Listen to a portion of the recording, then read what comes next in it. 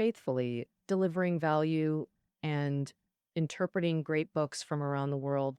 Hello, this is Sally's Book Talk. Today, I'll interpret for you the book, These Truths No One Has Told You, with the subtitle, The Most Practical Job Hunting Guide to Date. Just from the title, you know it's a practical book aimed at job seekers. After its release in 2007, this book topped bestseller lists on major websites and stayed high in rankings. It was republished in 2012 and 2016, becoming a bestseller for nearly a decade, known as the Job Hunting Bible. And both authors of this book have extensive experience in the job hunting field. Young Kuishan has been a training lecturer at New Oriental for over 10 years, specializing in interview coaching, and is renowned as the job hunting strategist in the industry. Zhang Yongming has served as a recruitment consultant at several Fortune 500 companies. In this book, These Truths No One Has Told You, both authors use sincere language and detailed cases to explain various big principles and small tricks in job hunting.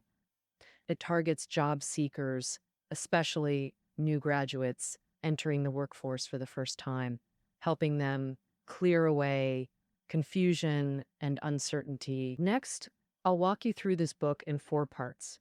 Part 1, How to Plan Your Career Using a Rich Mindset in the Job Hunting Planning Phase.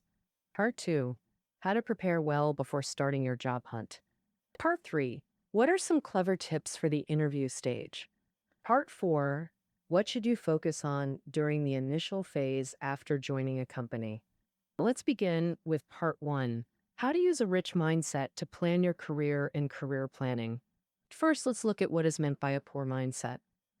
Many job seekers focus only on short-term gains when considering a job, immediately asking about salary or whether meals and housing are provided. When asked why they left previous jobs, many cite reasons like poor company performance, bankruptcy, or industry downturns leading to closures.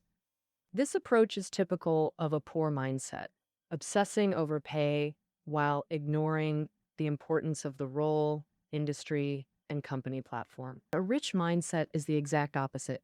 It guides job seekers to prioritize the position itself when choosing a job. Next, consider the industry and company platform, with salary demands coming last. Key principles for career planning with a rich mindset include: first, beware of job glamour shots and thoroughly understand the actual job duties. Many people are lured by the surface appeal of a position, make impulsive decisions, and end up regretting their choices. For example, they only see the upscale work environment of elites in office buildings, but not the immense work pressure they face.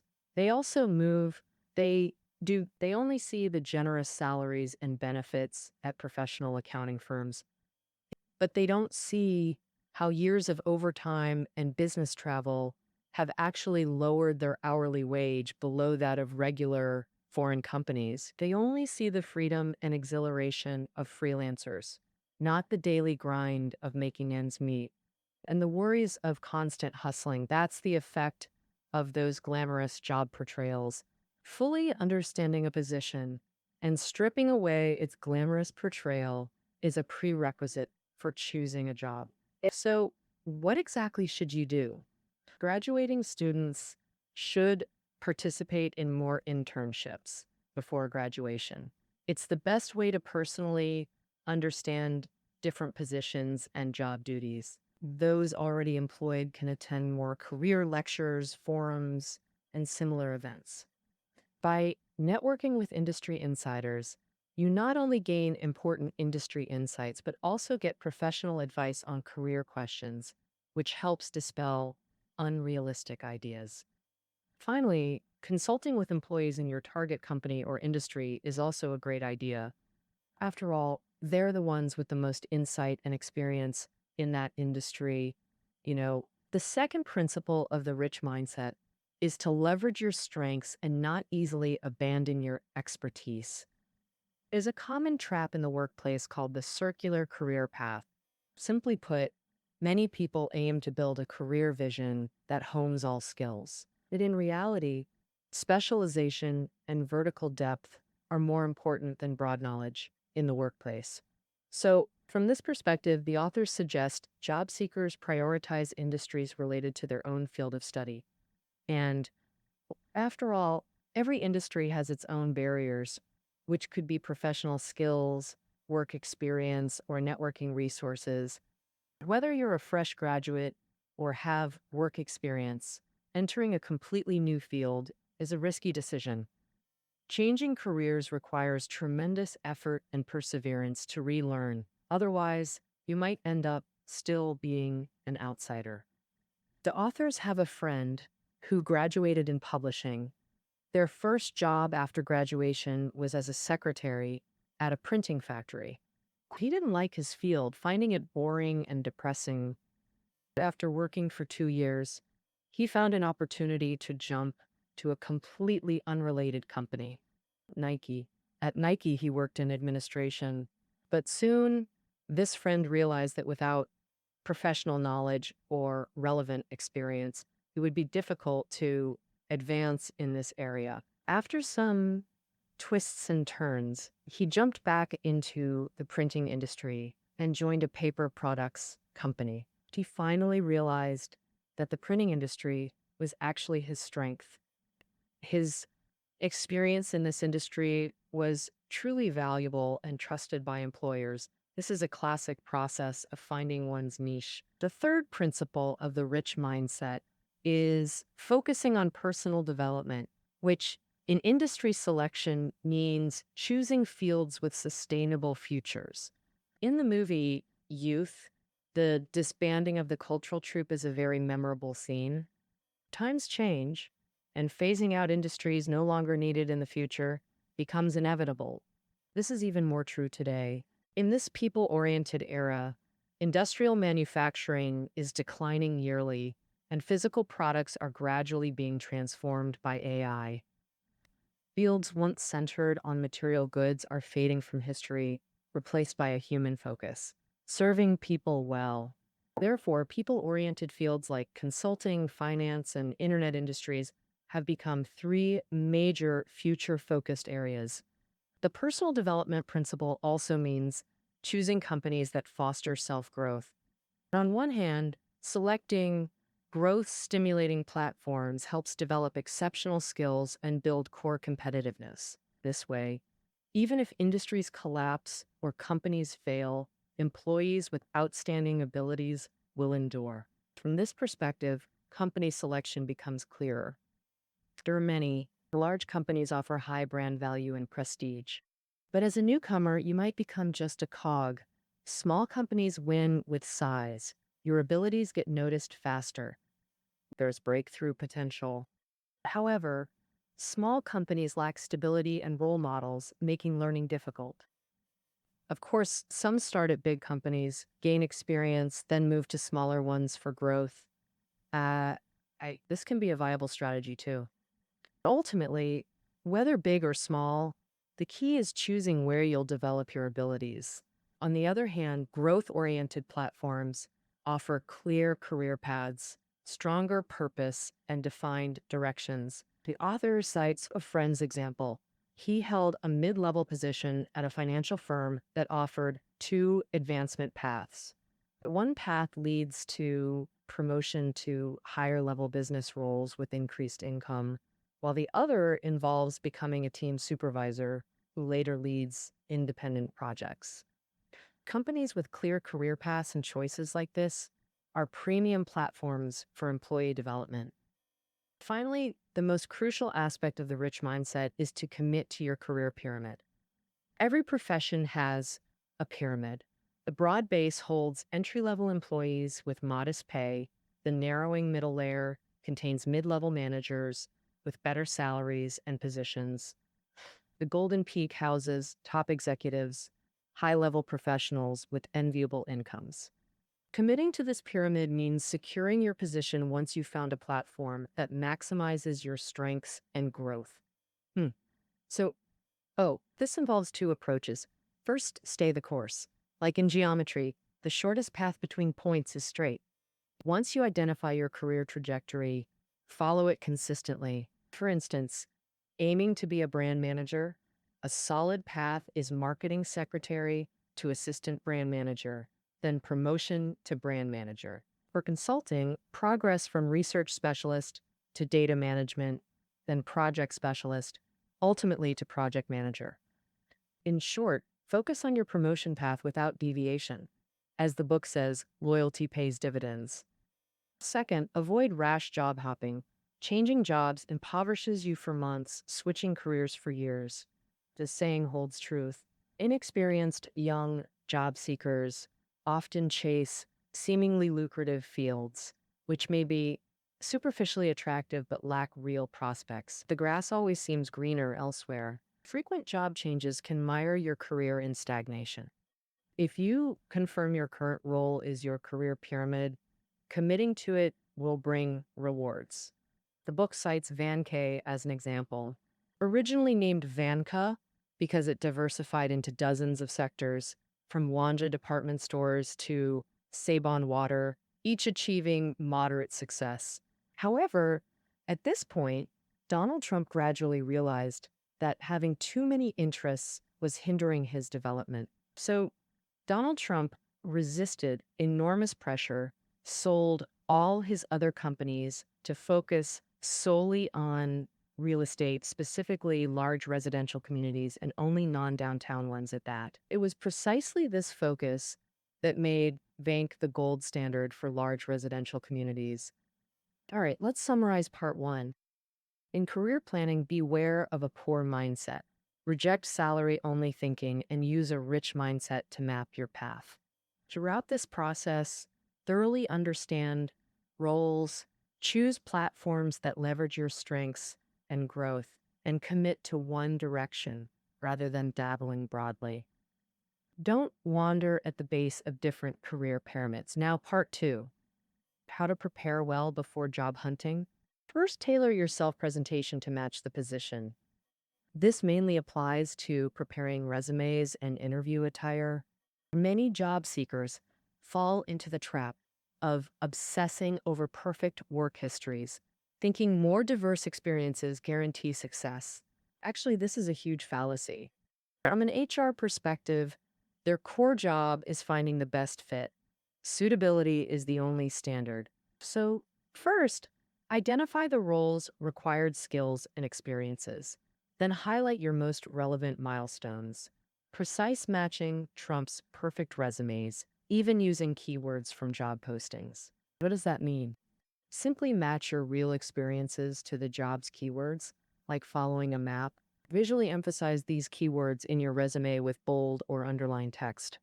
Similarly, wearing industry-appropriate attire creates strong first impressions with HR. Investment banking demands suits. Consulting requires professional ensembles.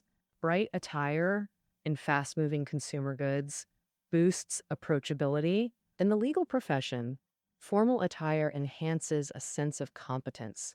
Matching outfits always outshine flashy ones. Next, accumulate plenty of hands-on experience before job hunting. Be prepared. Avoid mass applying resumes or just staying on campus blindly pondering which industry or role suits you. You must go out and practice at job fairs. Even starting with the smallest part-time job. Don't fear interviews.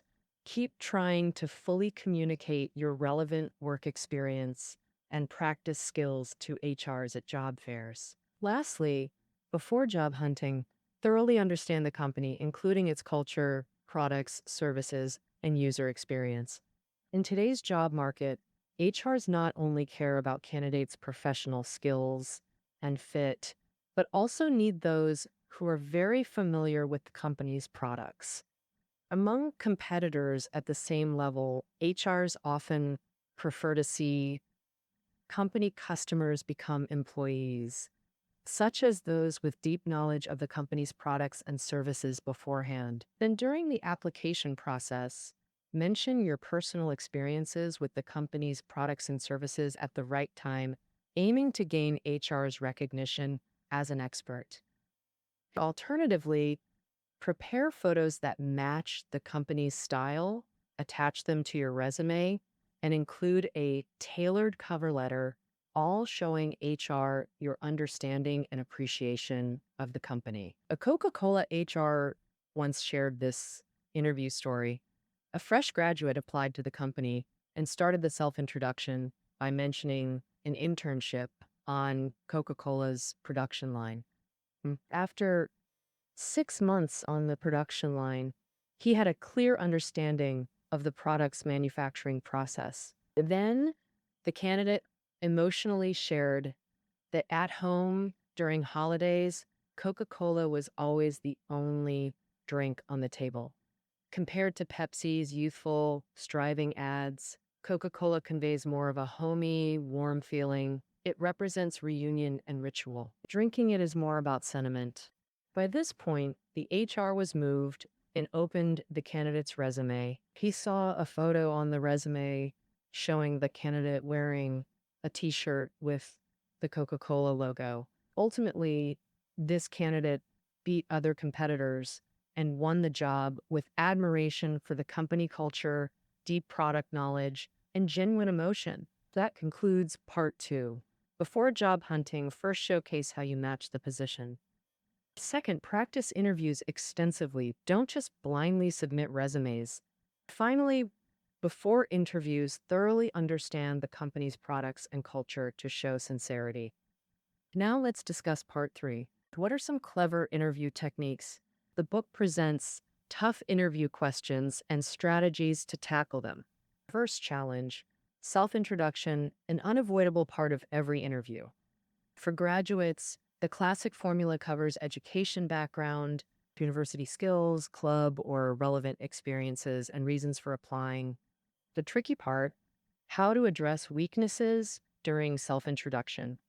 Interviewers often ask, as the youngest child, have you lacked significant responsibilities? The authors believe self-introduction is essentially salesmanship. Use sales thinking to reframe weaknesses. A proven sales technique has 4 steps: empathy, problem solving, highlighting strengths, closing, turning no into yes. Interviews work similarly. Never give one-line answers. Build complete responses with relationship building, problem solving, deep analysis, and polite closure. So, following this approach, becoming an experienced professional like you is indeed my goal. But first, I'm focused on securing a great opportunity like this one. As the youngest at home, I've actually learned independence and responsibility from my siblings. I boarded at school from 15, earned half my college tuition, and served as class monitor. Ultimately, I hope to face more challenges and growth at your company. See? This response affirms the interviewer's status, builds rapport, addresses the question, reveals underlying concerns, and expresses desire for the role, all while ending politely. So only by clearly explaining, using this 4-step approach to form a complete response loop, can you achieve the best outcome. And the second challenge, role play questions. These often combine with stress interviews, where interviewers create various difficult scenarios. For example, they might ask you to play a salesperson, pitching a product to the interviewer as a hard-to-convince customer. For role play questions, the book lists 5 key considerations. First, slow down. Many things get ruined by rushed urgency. Like in sales scenarios, speak calmly and clearly explain product features, first to demonstrate confidence. Second, observation is essential during simulations. Since you're face-to-face, watch for interviewers' micro-expressions. Revealing their thoughts, reading cues matters. When you notice their eyes light up at a feature, take note. Here, and emphasize it. Third, praise. Even when interviewers create pressure, offer genuine compliments. Praise objections. It's always social lubricant. If they reject persistently, pivot to discuss their needs or compliment their taste. After breaking deadlocks, they'll be more receptive. Fourth, persist through coldness, pressure, or rejection. Never show frustration or quit. This tests emotional intelligence, not just skills. Interviewers want to see adaptability and composure till the end. Fifth, interaction. While polite, don't be passive. Proactive candidates avoid seeming lifeless. Those who identify needs and align pitches with product strengths engage best. The third challenge, nitpicking questions. Nitpicking is common in daily life. It's an aggressive behavior, finding fault. When facing tough, challenging questions, don't confront head on. Adopt an indirect strategy, try to overcome hardness with softness. The book recommends the method, retreat, advance, improve. First, acknowledge the other party, then defend yourself, and finally, commit to addressing the issue. For example, when an interviewer says, "You seem quiet, not suited for sales work," the response can start by retreating. "I may not appear eloquent or witty." First, affirm the HR, then explain yourself. However, to customers, overly talkative salespeople can come across as insincere. On the contrary, my honest and straightforward appearance can actually win customer trust. Of course, in future work, I'll maintain trustworthiness while improving my presence to match the company's positioning, advancing by retreating, logically discussing my strengths and weaknesses, showing resilience. The fourth challenge, group interviews, group face, aren't used by every company, but when they occur, how to stand out among many candidates. The author suggests these points. First, focus on communication. Don't be a silent lamb. No matter which company interviews talents, they all expect candidates to have communication skills. If you're the one who doesn't speak up, you'll likely be eliminated in the first round of group interviews. Second, logical clarity. Whether receiving the topic or during turns, leverage and integrate others' points, critique or give examples. With a logical framework, avoid repetition and wasting time. Third, beyond logic, sharp on-the-spot adaptability is essential in group interviews. When opinions differ, make decisions quickly to avoid deadlocks. Also, in group interviews, often you need to decide to eliminate someone. Observe carefully, identify who might not be favored, quickly summarize reasons why they're unsuitable, and argue, all requiring exceptional adaptability. Fourth, of course, the most crucial is teamwork. For group interviews, HRs primarily want to see team spirit. So, in group discussions, assign simple roles quickly, establish modules, and ensure everyone participates. All right, in part 3, the author shares interview techniques, emphasizing that job hunting is like sales. Use complete response frameworks. For nitpicking questions, follow retreat-advance-improve method. For group interviews, focus on communication, logic, adaptability, and teamwork. Now, the final part, what should you focus on after joining a company? An offer is a new beginning. After receiving an offer, here are 2 tips for smoothly navigating the onboarding period. First, calmly handle workplace adversity and boring phases. The workplace saying goes, "The winner is the one who remains," meaning endurance, not initial victory. Because early success often makes newcomers overestimate their abilities.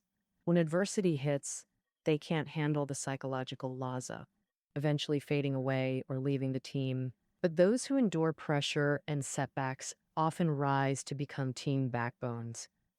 Beyond adversity, early career monotony also challenges newcomers' persistence. Repetitive work may frustrate, but it builds proficiency. Tasks needing careful thought become unconscious reflexes. Essentially, this unconscious training turns newcomers into skilled experts. Thus, both boring phases and adversity serve purposes. View them positively. They help eliminate competitors. Second, follow good leaders to do things right. Many newcomers passively accept whatever leader they get. And true, we can't control who we meet, but we control our actions. When you find considerate, broad-minded, self-reflective leaders, cherish them, because such leaders first teach you character. After all, the workplace prioritizes integrity before tasks. All right, let's now summarize part 4. After receiving an offer, Beyond diligently fulfilling duties, we must learn to face monotony and challenges with calm composure. Finally, follow good leaders to master integrity before skills. Well, that concludes our interpretation of these truths no one has told you. Meeting notes are below the audio. See you tomorrow.